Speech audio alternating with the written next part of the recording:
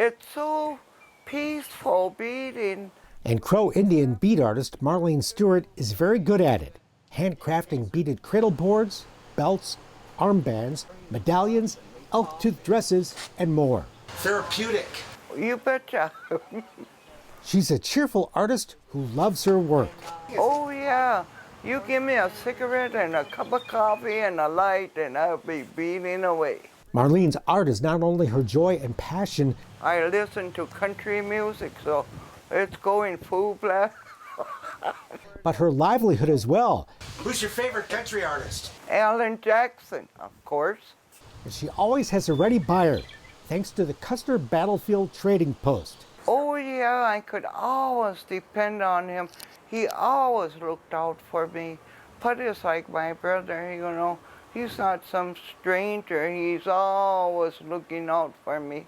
Put is Put Thompson, who together with his wife Jill opened the trading post here on the Crow Indian Reservation back in 1985, just across the road from the entrance to the Little Bighorn National Monument, site of Custer's legendary Last Stand. They weren't treating it as art, and it just didn't seem right because there's so many artistic people that live around here. I mean, like Marlene Stewart's work, it's just gorgeous. The trading post, which includes a very popular restaurant, is like a Native American art gallery. Its walls adorned with beautiful traditional war shirts, headdresses, cradle boards, paintings, and more.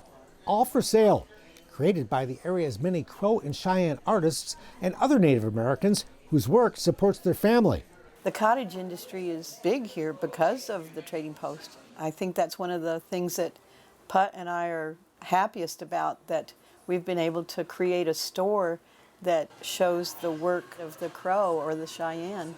Being located next door to the world-famous battlefield is the perfect magnet to attract those interested in Native art and all kinds of other cool Western merchandise displayed here, including a fabulous bookstore stocked with the seemingly endless titles on the Custer battle and other stories of the Old West, many of which happened right in this neighborhood. It's really enjoyable to get to know the people, whether they're local people and you get to know them because of the crafts and things like that, but it's also tourists, the people that come through, because you never know who you're going to meet that day. You never know what their story is. Marlene, who speaks Crow, has great stories, like the origin of her family's tribal name, Takes the Horse. They stole them. The Pawnees come over and stole all our horses and took them to Oklahoma.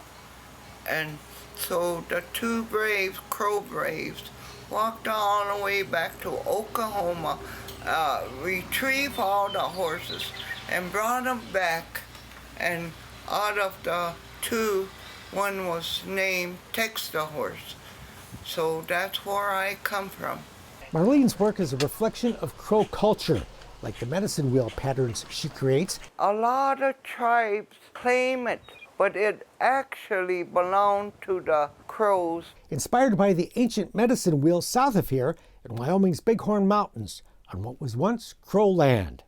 The chief that made the medicine wheel, his name was Burnt His Face. His face was so badly burnt that he would not come amongst the tribe, and so he stayed up in the mountains, and while he was up there, he was making a medicine wheel. Put and Jill have not only long loved Native art, but they've encouraged artists like Marlene to revive dying traditions, like cradle boards. That was a dying art. It wasn't being done. But once Put started asking these ladies, would you make a cradle board? I commission you to make a cradle board. And then it's over the past 30 years, we've seen a resurgence of a part of the culture that was starting to be lost. In fact, Put and Marlene collaborated on the design for this cradle board. I don't want them to buy it. Do you want to know why? Because Put had work going into that, and I did too. And so that's something to show off, you know. We done this. We done this.